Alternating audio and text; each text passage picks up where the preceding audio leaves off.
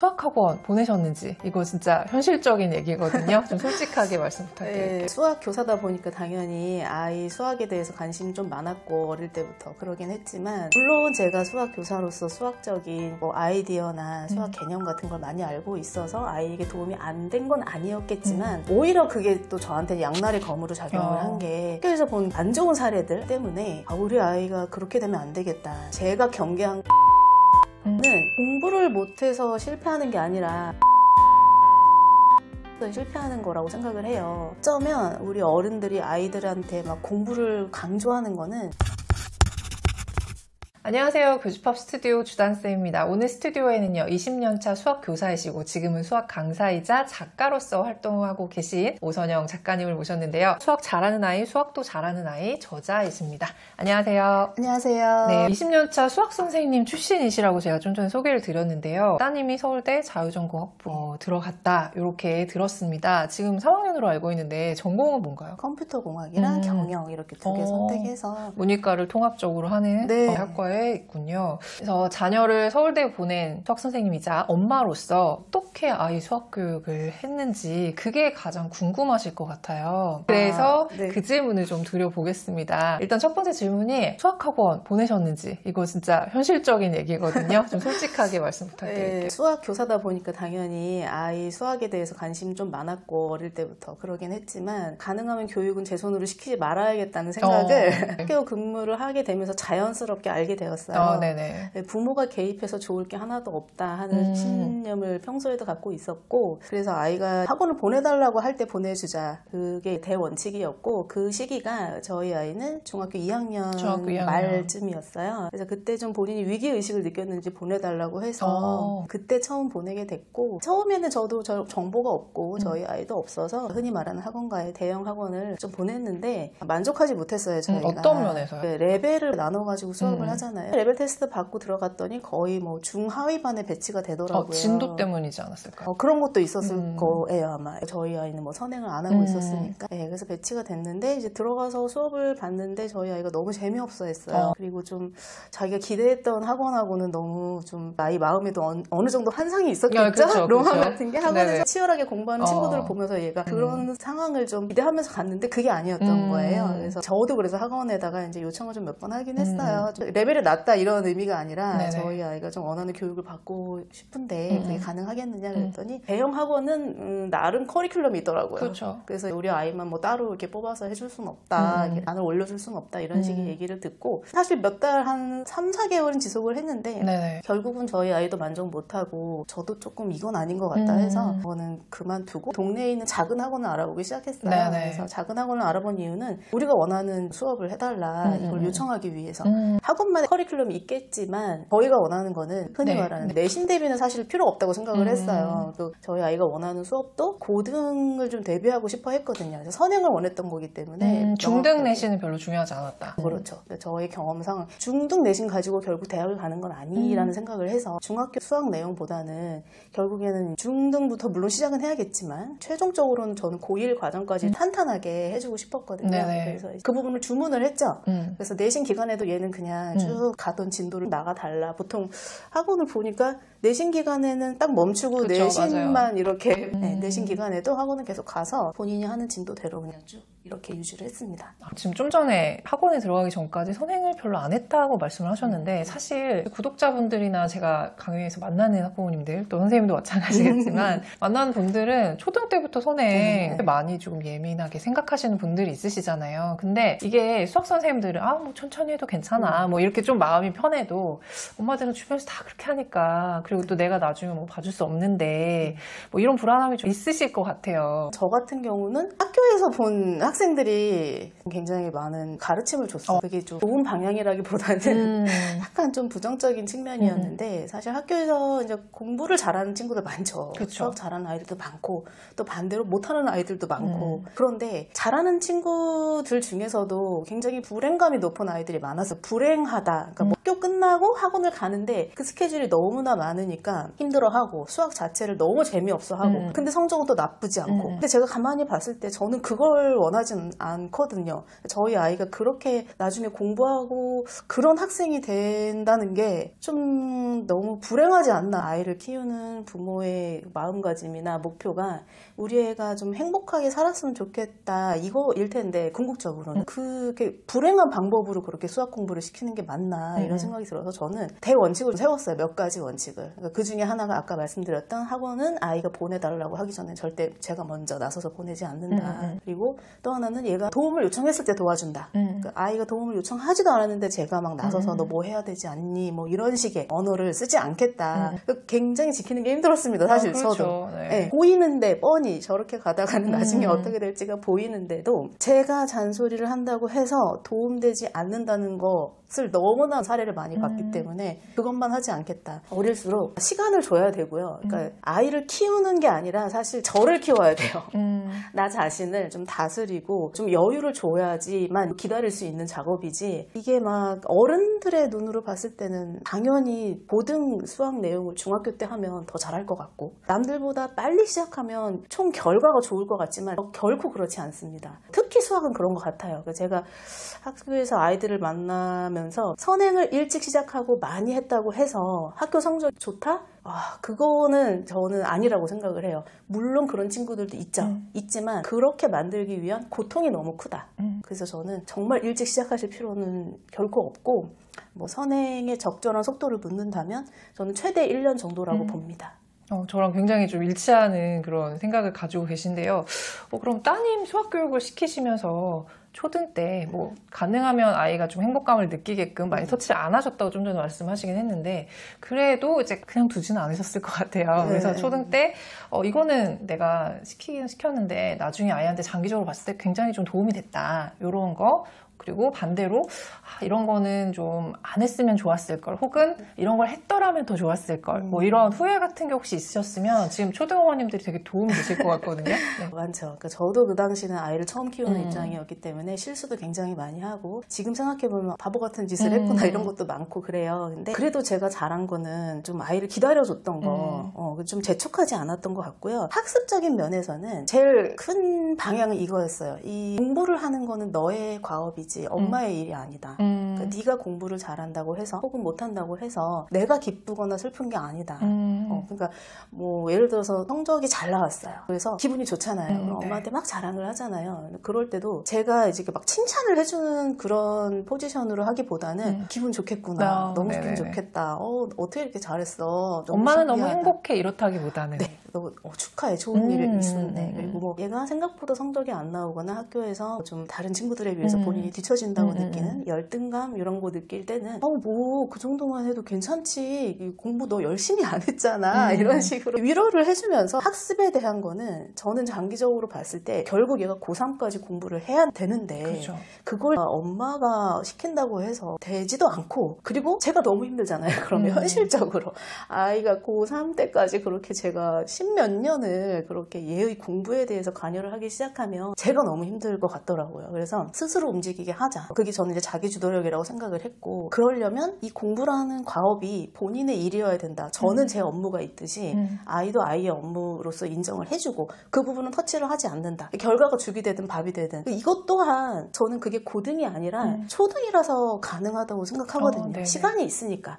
그거를 훈련시킨다는 느낌으로 혼자 했을 때 어떤 결과가 나오는지 애가 확인을 하고 그럼 내가 이번 뭘 잘못했지 아니면 뭐 공부 방법 내가 친구들은 어떻게 하나 이렇게 좀 관찰도 하면서 본인이 좀 터득하길 바랬던 것 같아요. 그래서 좀 시간을 천천히 두고 본인의 일이 되게끔 했고 학습적인 면에선 그렇고 또 뭐 수학 교육적인 입장에서는 좀 이렇게 대화를 많이 했어요. 아무래도 제가 수학을 뭐 가르치는 사람이다 보니까 약간 좀 정돈된 정보를 주고 제한된 질문을 던짐으로써 아이에게 좀 생각해 볼 수 있는 여유를 주는 이런 건 가능했겠지만 사실 그렇게 많이 어려운 건 아닌 것 같아요. 그러니까 조금만 주의를 기울이면 수학에서 저는 초등 아이들한테 직접적으로 적용해 볼 수 있는 대화법은 패턴이나 규칙 찾는 활동이라고 생각을 해요. 예를 들어서 어떤? 제가 실제로 썼던 방법인데 초등학교 한 2학년쯤인 것 같은데 그때 아마 구구단을 처음 얘가 접했나 봐요. 그래서 학교에서 막 구구단을 외우라고 한다. 그래서 집에 와서도 2, 1은 2, 2, 3 이런 식으로 막 이렇게 외우는 거예요. 그래서 제가 이렇게 보고 있다가 2, 9, 18하고 끝나잖아요. 네. 그래서 2단 보니까 이렇게 2씩 늘어나네? 요 정도 얘기를 해주고 그러면 혹시 2 곱하기 10은 있지 않을까? 이런 식의 질문을 던진다는 거죠. 그러면 이제 아이가 2, 9, 18에서 끝났으니까 그 다음은 20? 이런 식으로 이렇게 얘기를 하고 거기서 조금 더 나간다면 그럼 2, 1은 2니까 2, 0도 있지 않을까? 이런 식의 좀 대화를 통해서 이게 9구단이 2씩 늘어나는구나 2단은. 그럼 3단은? 4단은? 이런 식으로 좀 확증을 해볼 수 있는 계기가 된다는 거죠. 근데 이건 사실 아주 사소한 사례지만 초등학생이 장기적인 수학 학습을 위해서 기를 수 있는 능력이 많지 않아요. 여기다 대고 막 뭐 엄청난 이론을 뭐 미리 주입할 수도 없는 거고 그 중에 가장 쉬운 방법이 저는 이런 규칙 찾는 활동을 그냥 언어 활동에서 그렇게 하고 또 하나 여기서 중요한 건 그걸 엄마가 주도해서 이러지 않을까? 이렇게 되지 않을까? 이게 아니라 아이의 입에서 나오도록 해야 된다는 거죠. 그러니까 질문을 하고 아이가 본인의 생각을 말로 표현하는 거. 그냥 가만히 이렇게 생각만 하는 게 아니라 말로 자꾸 하게 하는 게 저는 도움이 된다고 생각을 해요. 나중에도 수학 공부를 할 때도 본인이 알고 있는 걸 출력해내는 습관이 된다고 생각을 하거든요. 그래서 현실에서 사용해 볼 수 있는 그 정도이지 않을까. 물론 제가 수학 교사로서 수학적인 뭐 아이디어나 수학 개념 같은 걸 많이 알고 있어서 아이에게 도움이 안 된 건 아니었겠지만 오히려 그게 또 저한테 양날의 검으로 작용을 한 게 학교에서 본 그 안 좋은 사례들 때문에 우리 아이가 그렇게 되면 안 되겠다. 제가 경계한 건 과잉이었어요.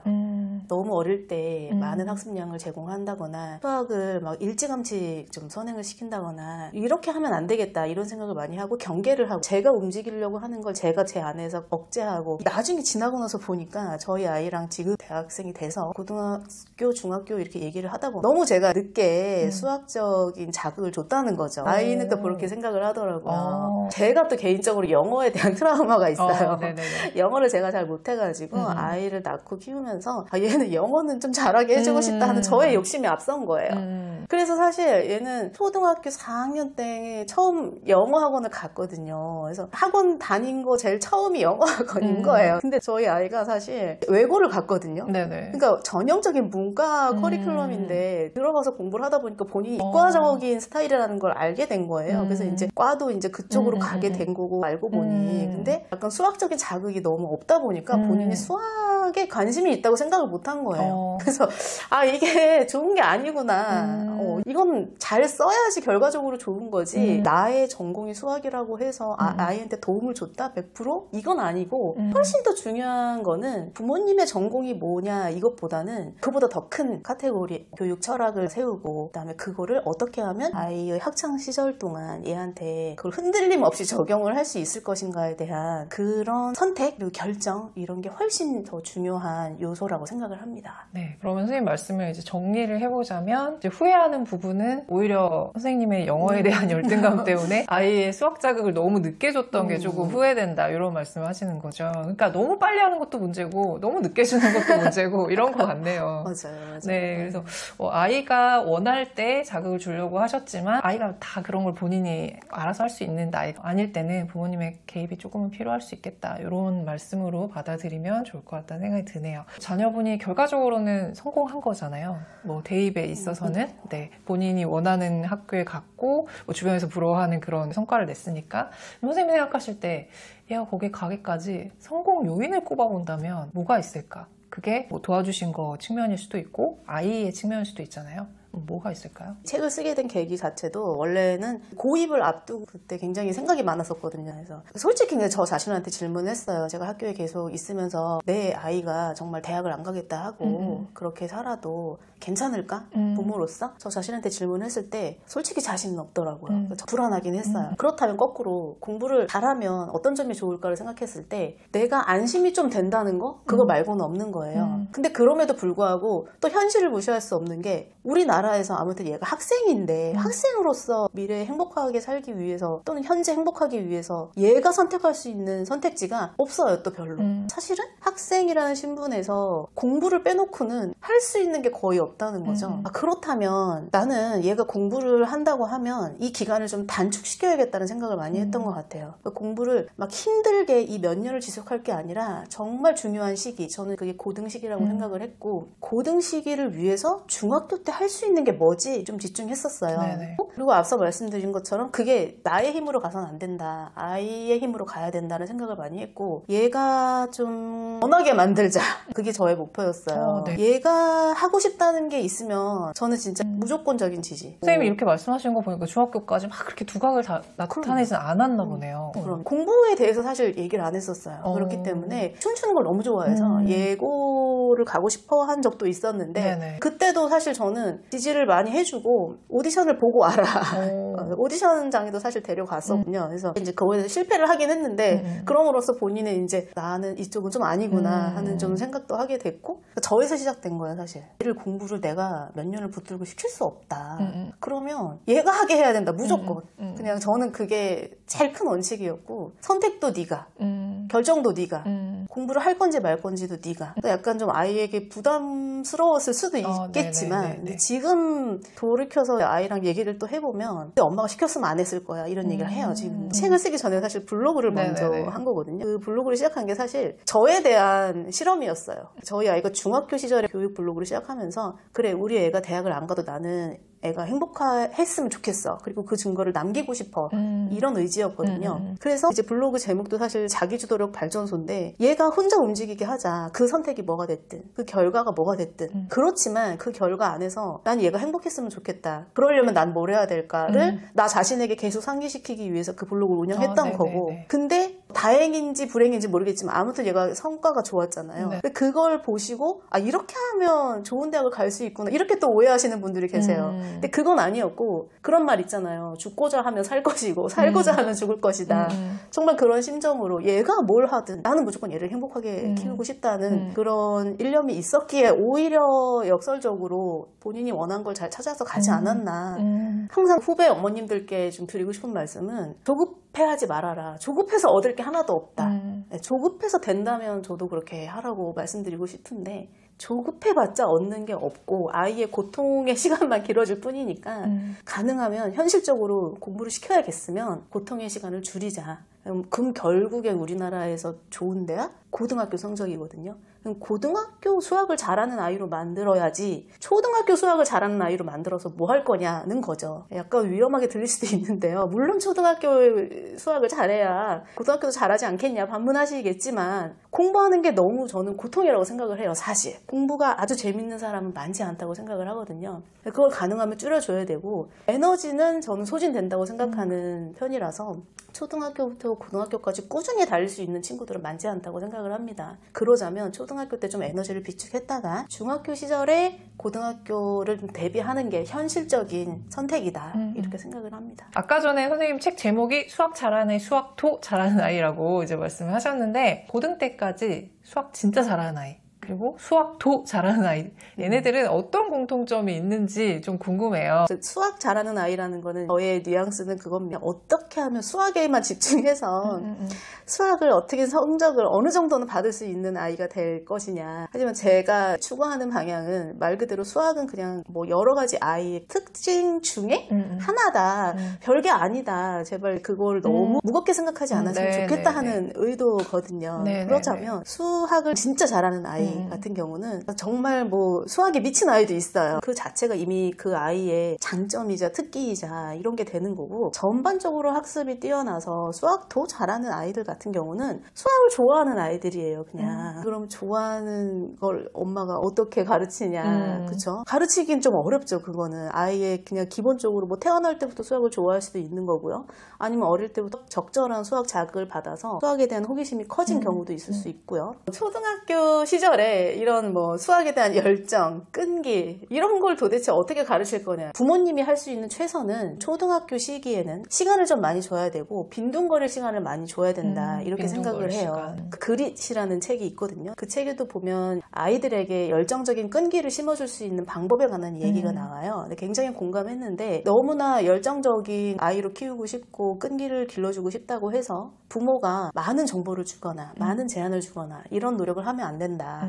오히려 빈둥거릴 시간을 줘야 되고 그 시간 안에서 아이는 빈둥거리다가 아이디어가 떠오르는 거고 거기서 본인이 좋아하는 일을 발견하게 될 확률이 높다라고 적혀 있거든요. 굉장히 공감을 했습니다. 물론 이거를 중학교 때도 뭐 빈둥거리게 하냐 이건 현실적으로 불가능하지만 초등 때는 충분히 할 수 있다고 생각을 해요. 마지막으로 제가 요 말씀만 딱 여쭤보고 끝내도록 할게요. 선배 엄마로서 우리 아이가 다시 초등으로 돌아간다면 나는 이렇게 하겠다. 그냥 딱 한 가지 원칙으로 좀 말씀드리고 싶고 그리고 지킬 수 있어야 된다고 생각을 하거든요. 결국 우리가 아이들한테 원하는 거는 우리 애가 행복한 사람으로 살았으면 하는 거지 내 아이가 불행하길 원하는 부모는 없을 겁니다. 저는 공부를 못해서 실패하는 게 아니라 자기가 좋아하는 일을 찾지 못해서 실패하는 거라고 생각을 해요. 어쩌면 우리 어른들이 아이들한테 막 공부를 강조하는 거는 그거 말고는 길을 몰라서이지 않을까 이런 생각도 합니다. 그러니까 나 자신부터가 공부 말고는 다른 길을 생각해 본 적이 없기 때문에 나의 아이한테도 그 길만 강요하는 거죠. 근데 진짜 좋은 부모는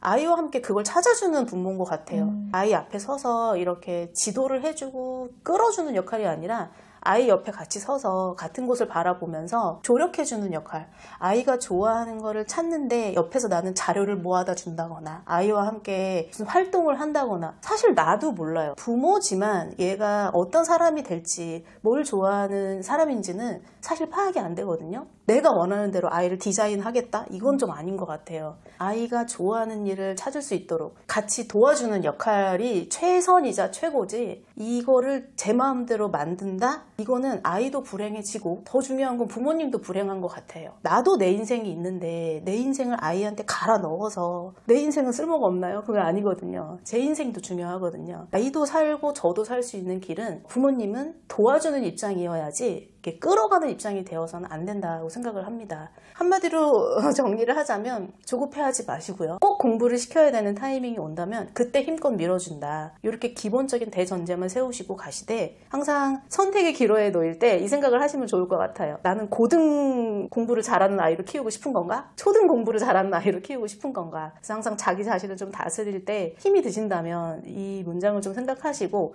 결국은 나는 고등 수학을 잘하는 아이로 키우고 싶은 건데 라는 생각이 드시면 조금 천천히 가도 된다. 이 말씀 한번 떠올리시면 좋을 것 같습니다. 네, 좋은 말씀 나누셔서 감사합니다. 수고하셨습니다. 감사합니다.